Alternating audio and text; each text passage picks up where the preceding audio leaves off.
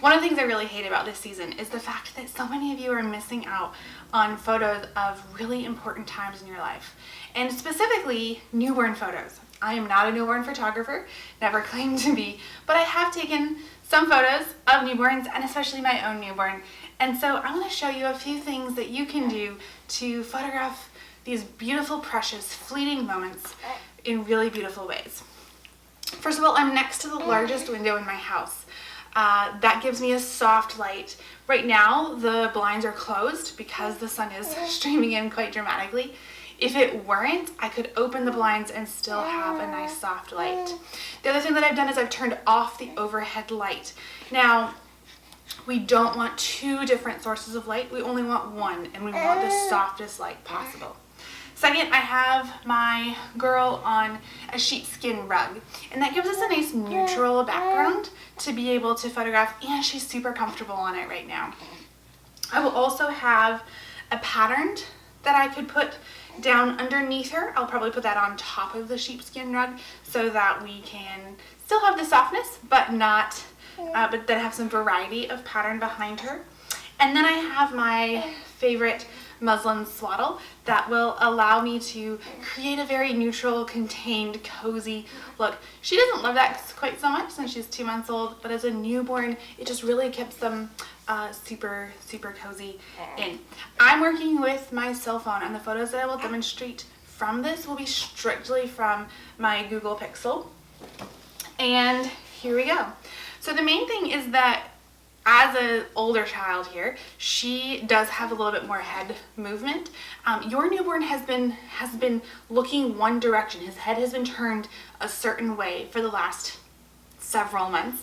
And so that's the direction that his head is naturally going to turn. So we want the head to be facing toward the light. So in this situation, I'm just going to encourage her to look a little bit this way or to look directly up. This allows me to get the catch lights in her eyes, which is just the reflection of the light.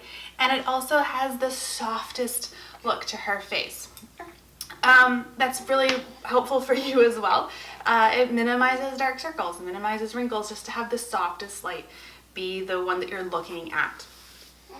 In this case, I'm just going to photograph directly above her, and she is at the point where she'll look at me. But by taking the photo on my phone, having her look up, we have the lighting, we have the background, suddenly we have an excellent photo, and very easily. By going directly above her, I am getting the best angle on her face, and maybe I want to go a little bit closer to some details.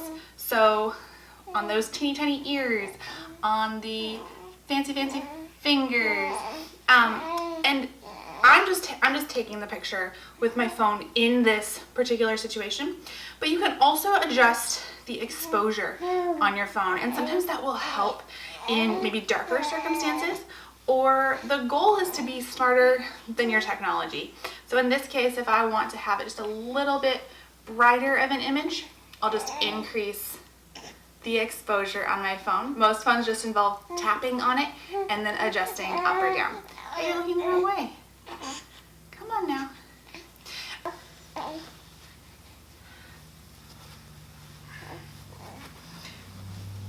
Alright, we'll turn her around.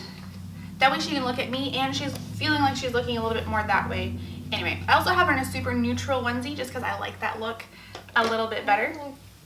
But if I decided I did want to swaddle her, then that will change our appearance altogether. And again, the goal is just to focus on who they are at this stage and embrace the cuteness in the best possible way. Lighting is going to be the #1 way to really celebrate who they are, and to really is the distinction between a lesser photo and a greater photo. Now, I wouldn't normally have the onesie underneath, but just for continuity's sake and ease, we're gonna do this. Are you gonna smile at me? By changing the rotation of the photo too, I'm able to change the way that we're the angle. And now we have 3 or 4 really amazing photos of a baby just by changing this situation and circumstance. The other option is to be able to do portrait mode. So just changing the setting on your phone.